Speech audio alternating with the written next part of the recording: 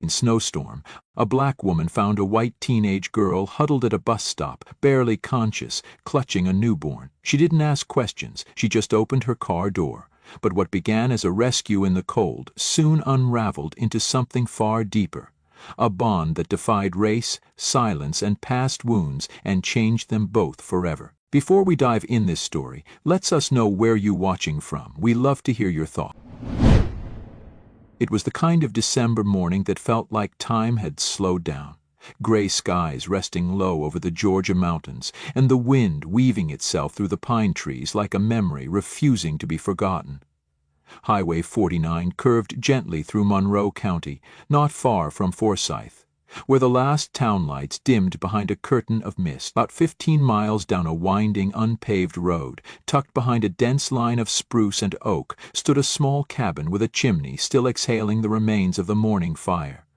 It was quiet there, deliberately quiet.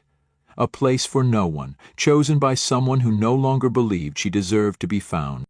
Inside that cabin, Loretta Mayfield folded a heavy wool blanket with methodical care, her fingers rough from years of wood stove work, her nails neatly clipped but unpolished. She was a black woman of 68, tall, with a proud bearing she hadn't entirely lost, though her posture had surrendered somewhat to grief. Her silver-threaded curls were pulled into a tight bun at the nape of her neck, and her eyes, dark and knowing, had a weight that made people hold their breath before speaking. She didn't get visitors. She didn't want them. The world, with all its noise and betrayal, had been packed into boxes and buried long ago. But today, Loretta had ventured out, into town, into light, into memory. Her hands gripped the steering wheel of her old Ford pickup with a steadiness she didn't feel inside. The radio whispered warnings of a coming snowstorm. Strongest in the last decade, the announcer said, urging folks to stock up, stay warm, stay in. Loretta had done just that. 3 boxes of supplies sat in the truck bed: cans, rice, baby formula. Not for herself, of course, just instinct, she'd tell herself. She had no one to feed but an old photograph and a silence that had learned to sit still. As she pulled into a gas station near the edge of town, a rundown corner of Jackson where the wind always carried a hint of frying oil and cigarette smoke, she avoided eye contact with the cashier, who knew not to greet her anymore. She paid cash. Didn't talk, didn't linger. A man offered to pump her gas, and she declined with a firm shake of the head. Her voice hadn't been used in hours. It didn't need to be. Back behind the wheel, the town in her rear view, Loretta exhaled the way only someone holding too much sorrow learns to. A soundless, shoulder-lifting sigh. One more winter, one more storm, one more year of doing life without being seen. But she chose this. She reminded herself she chose it every morning, like brushing her teeth or stoking the fire. She earned this exile. Yet, as she turned off the main road and drove past the old public bus stop near County Road 22, something made her foot ease off the gas. She didn't know why. She looked up. Maybe it was the strange stillness. Maybe it was the color, the stark contrast of ivory skin wrapped around a bundle of brown cloth, like a painting misplaced in the real world. A young woman, white, sat alone on the bench, clutching something close to her chest, tight, desperate, the way one clings to secrets or infants. Her coat was thin, her face pale, eyes darting but too tired to plead. Loretta slowed the truck, eyes narrowing. She didn't like this feeling, this twitch of recognition, of ache. But she pulled over anyway. She didn't roll the window down right away. She sat, studying the girl, watching how her lips trembled, but she didn't cry. Strong or stubborn, maybe both. Loretta opened the door and stepped out. Her boots crunched against frost-bitten gravel. She approached slowly, arms crossed, voice low and steady. "You waitin' for a bus?" Her tone was neither warm nor cold, just deliberate, wrapped in the caution of a woman who no longer gave away trust for free. The girl looked up, startled, and adjusted the bundle in her arms. "It's late. I think I missed it." Her voice cracked, almost like it was trying not to break apart in front of a stranger. Loretta glanced at the sky. The wind was picking up. Snow would fall before nightfall. She didn't ask more questions. She didn't need to. She simply tilted her head toward the truck and said, "Storm's comin'. I'm not going to ask where you're headed, but if you want shelter tonight, I got some." The girl hesitated. Loretta didn't rush her. Didn't comfort her either. She just turned and walked back to the truck, leaving the door open behind her. When the girl followed, climbing into the passenger seat with the bundle still cradled to her chest, Loretta didn't speak. She just started the engine. The heater wheezed to life. The forest swallowed them once more, and in that silence, something small began to shift. The cabin came into view just as the first snow began to fall, soft, tentative flakes brushing the windshield like whispers too shy to speak aloud. The gravel road, now damp and dark under the dusk sky, wound between the trees like a secret path. The truck's headlights cast long beams across the woods, momentarily catching the startled eyes of a deer before it vanished into the thicket. Loretta said nothing as she guided the vehicle through the final stretch. The girl beside her didn't speak either. She held the bundle close, its weight protective and fragile all at once. Only the soft coos of the baby beneath the layers of cloth broke the silence. They arrived in front of the cabin, a modest wooden structure with smoke curling gently from the chimney and a porch light flickering as though unsure if it should welcome anyone any more. Loretta turned off the ignition and reached for the bags in the back seat, her movements practiced, unaffected. She didn't offer help with the baby, but when she unlocked the door and stepped inside, she left it wide open. The girl stood for a moment at the threshold, her boots wet, her breath visible. Then she followed, closing the door behind her with the softest thud. The warmth inside was immediate, thick with the scent of cedar wood and old books, of iron skillets and dried herbs hanging by the window. The fire in the hearth was low but steady. Loretta placed the groceries on the small kitchen table and busied herself with putting things away, moving with a quiet efficiency that made the space feel inhabited but not lived in. She gestured, not looking back. "You can sit. Couch over there." The girl obeyed, lowering herself carefully onto the worn brown sofa. She placed the baby on her lap, checking to see if he was still asleep. He was. She didn't say thank you. Loretta didn't expect it. Instead, she poured hot water into 2 mugs, dropped in chamomile, and handed one over without fanfare. "No milk, no sugar," she said plainly, then sipped her own with no further comment. Hours passed that way. They didn't exchange names. They didn't ask why. When the baby whimpered, Loretta handed over a clean towel. When the girl coughed, Loretta gave her a small bottle of honey from the pantry, but still no questions. The second night came, and the snow thickened, sealing the cabin in. The power blinked out twice, but the fireplace stayed loyal. Loretta laid out clean linens on the cot in the spare room and pointed toward it. "You wouldn't have to sleep better in there," she murmured, voice flat but not unkind.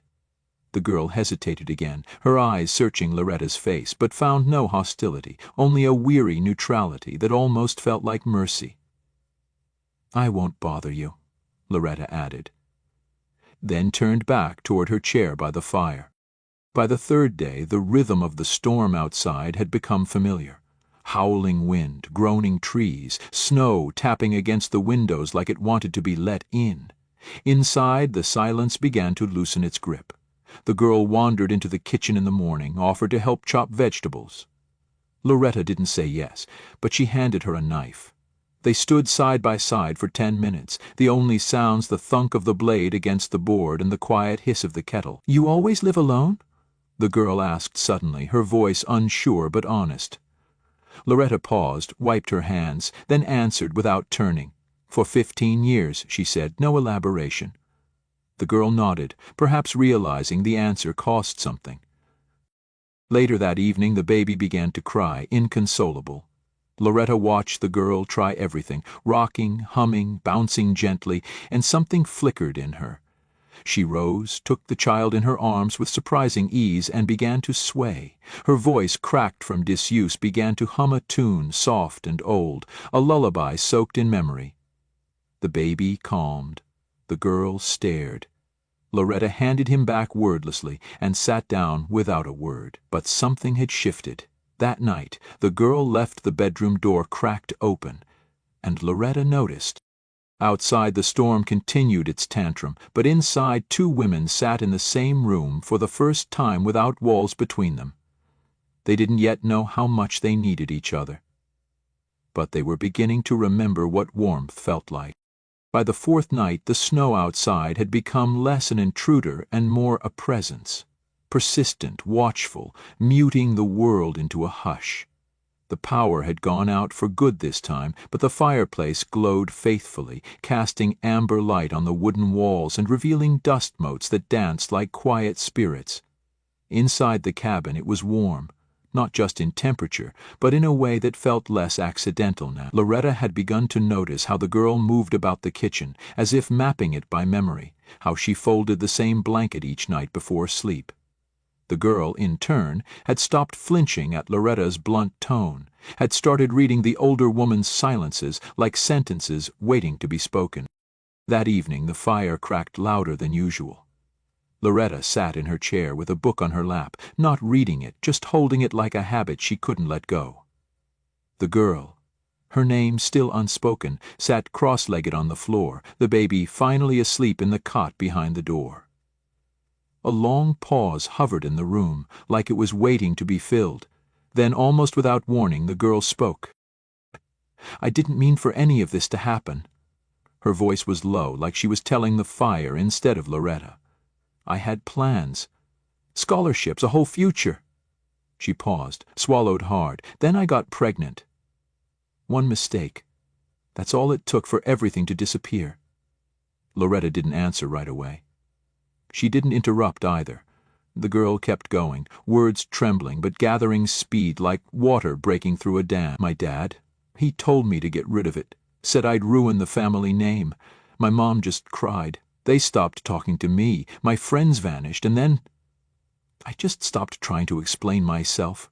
Her chin quivered, her eyes glossy but not yet shedding. "I didn't want to give him up. I didn't want to give up anything, so I left."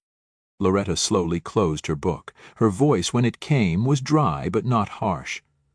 "You're still standing, that's something." The girl looked up at her, surprised. There was no lecture, no scolding, just that, a small recognition. And something in the way Loretta's eyes flickered, like the past was knocking on her own door, gave the girl the courage to ask, "Why do you live out here, alone?" Another long pause.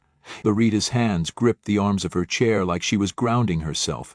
Her jaw tightened, then relaxed. "I had a daughter once," she said, her voice barely more than a breath. Bright as lightning, stubborn like her daddy, a bitter smile flickered for a second. "After he died, I wasn't right. I couldn't be soft, not even with her. She got sick, and I—" She stopped, looked away. The flames caught the wetness in her eyes. "I was too late. I didn't see it, until there was nothing left to fix." The fire palm. Loretta blinked, steadying herself. "So I left the world before it could leave me again." The girl didn't speak. She didn't need to. Her eyes were wide, not with pity, but with understanding. She crawled closer to the fire, sitting near Loretta's chair now. "I'm sorry," she said softly. Loretta nodded once, almost imperceptibly. "So am I," she whispered back. They sat like that for a while, two women bound not by blood but by the scars no one else could see. Outside, the storm had begun to slow, the wind softening into silence. Inside, the air had changed. Shame had been named, regret had been voiced, and mercy had finally been offered.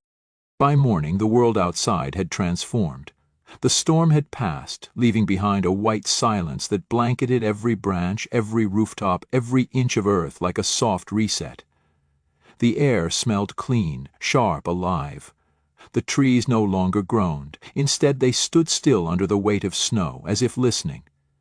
Inside the cabin, the mood was different, too. There was movement, purpose. A quiet energy neither woman named, but both could feel. The girl, who finally introduced herself as Emma, was humming faintly as she washed dishes, the baby strapped to her chest in a sling fashioned from one of Loretta's old shawls. Loretta sat at the kitchen table, sipping coffee, watching with a look that was neither distant nor guarded anymore. Something had shifted. "Do you ever think about school?" Loretta asked casually, setting down her mug. Emma turned, blinking. "School?" Loretta tilted her head. "You speak like someone who used to get straight A's." Emma smiled, embarrassed. "I did. I loved it. English mostly.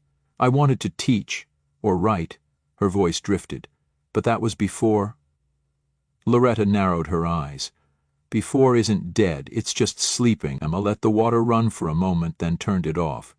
"Even if I wanted to, I couldn't afford it.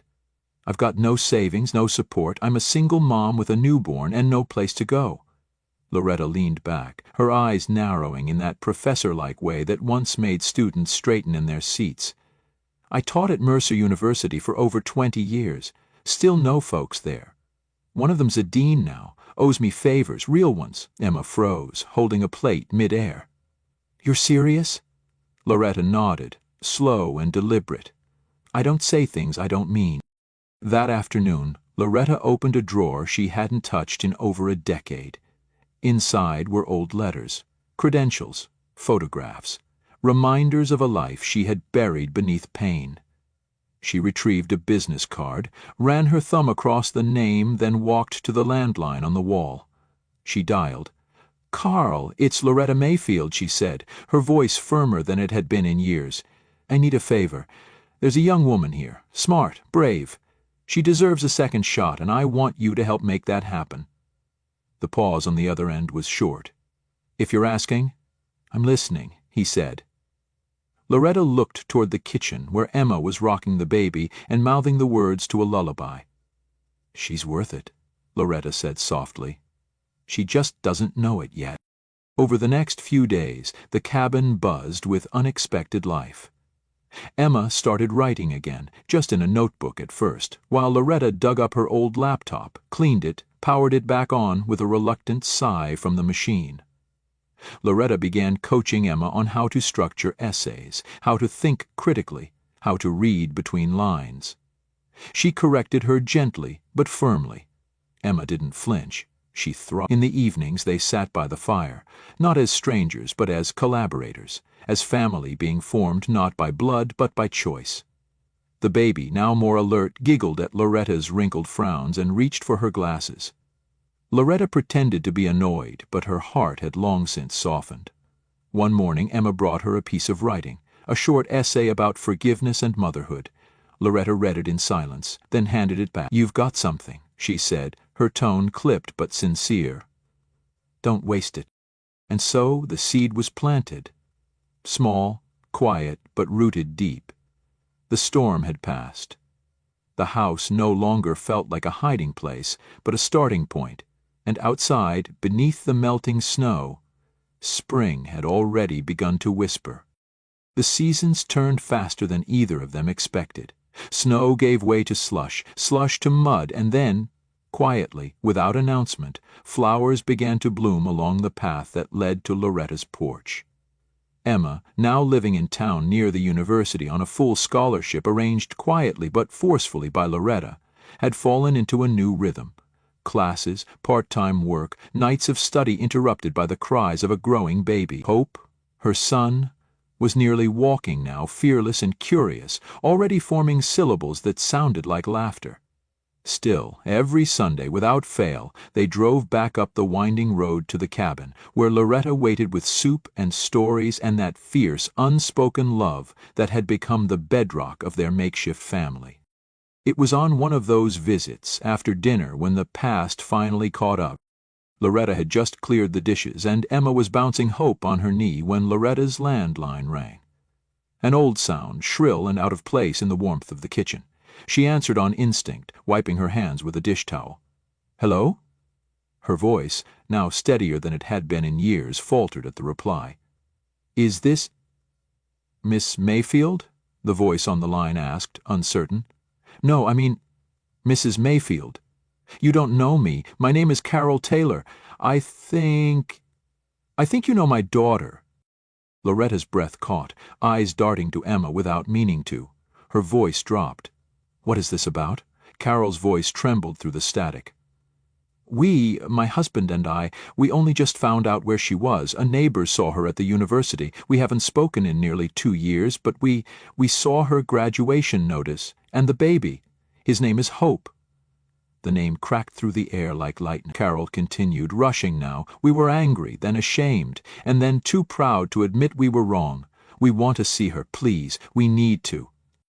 Loretta said nothing for a long moment. Then, in a voice laced with steel and memory, she replied, "She's not a child to be summoned. You'll have to ask her." She hung up without another word. That Sunday, Loretta didn't bring it up, but Emma could sense something. The following week, when Loretta returned from checking the mailbox at the bottom of the hill, she held a small envelope in her hand. Ivory paper, elegant handwriting. Emma took it, opened it slowly. Inside, a letter from her parents, filled with apologies so raw they read like confessions. Emma stood frozen for a long time. Then she folded it carefully, eyes glassy. "I don't know if I want to see them," she said, voice quiet. "I don't know if I'm ready." Loretta nodded, speaking softly. "You don't owe them anything. But if you don't answer, you might spend your life wondering what would have happened if you had." Emma turned toward her, the weight of the moment pressing into her spine. "Did you get that chance?" Loretta's voice cracked. "No, I didn't." 2 weeks later, on the day of Emma's graduation, as she stood in cap and gown, holding Hope in her arms, they came. Carol and Raymond Taylor standing at the edge of the crowd, awkward in their posture but desperate in their gaze. Emma saw them, froze. The world slowed. Her hands gripped her child tighter. Beside her, Loretta placed a steadying hand on her shoulder. "You don't forgive them for them," she said calmly. "You forgive them so they don't keep living inside your hurt."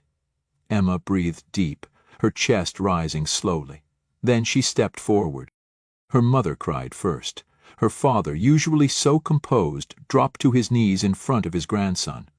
Emma stood there, unmoving for a heartbeat longer, then bent down and whispered, "His name is Hope, because that's all I had left." They wept together. The crowd around them dissolved into a blur. Loretta watched from a distance, her hand clutching her cane tightly, her jaw set with emotion. And yet in her eyes there was peace, the kind she hadn't known in decades. The ceremony was over, but its echoes lingered. Laughter drifted from every corner of the university lawn. Caps lay scattered across the grass like forgotten dreams, and families posed under the warm Georgia sun, capturing milestones on shaky phones and worn-out cameras. Yet amid the noise, Emma stood quietly beside Loretta, diploma in one hand, Hope in the other, her eyes still watching her parents from a polite distance. They had asked her to come home. They had begged, promised, pleaded. But Emma, despite the forgiveness she had offered, knew something deeper now. Home wasn't a place or a bloodline. It was someone who stayed when you had nothing to give. So she looked at Loretta, who stood tall despite the cane, her eyes proud but unsentimental, and she smiled with certainty. "I'm not going back," she said softly. "I'll visit. We'll share holidays. But this is where I belong." Loretta didn't reply. She just reached out, adjusted Hope's tiny bow tie, and nodded once, firmly. A month later, they moved into a small townhouse near the university's research center, close enough for Emma to walk to campus with Hope in a stroller and close enough for Loretta to still keep her cabin but visit often. The house was modest, painted a warm cream with deep green shutters, a wraparound porch, and a little garden bed that Loretta insisted on tending herself. Emma was now enrolled in a graduate fellowship program, one that allowed her to continue her research into single-parent education pathways. A project that had begun as a late-night conversation in front of a cabin fire, and had since turned into a grant-backed initiative that drew interest from 3 national organizations. It wasn't just her name on the research proposal, it was both of theirs. Emma Taylor and Loretta Mayfield, written side by side like a signature of 2 hearts that had learned to beat again. Hope, now a toddling 1-year-old with mischief in his eyes and Loretta's stern frown perfected for play, had grown up never knowing absence. He had bedtime stories in 2 voices, lunchboxes packed with handwritten notes, and Saturday mornings split between his mother's books and Loretta's gardening gloves. When he said his first real sentence, it wasn't Mama or Grandma, it was, "We go home now," and both women had laughed, not because it was funny, but because it was perfect. The holidays came with quiet fanfare. Emma's parents joined them for Thanksgiving, each visit less awkward than the last. Raymond brought tools to fix the old porch rail. Carol baked pies from recipes Emma remembered from childhood. No one spoke much of the past, but there was gentleness now where once there had only been walls. One Christmas, Hope ran toward Carol and called her Nana, and Carol burst into tears that no one mocked. Emma, standing beside Loretta in the kitchen, whispered, "You were right.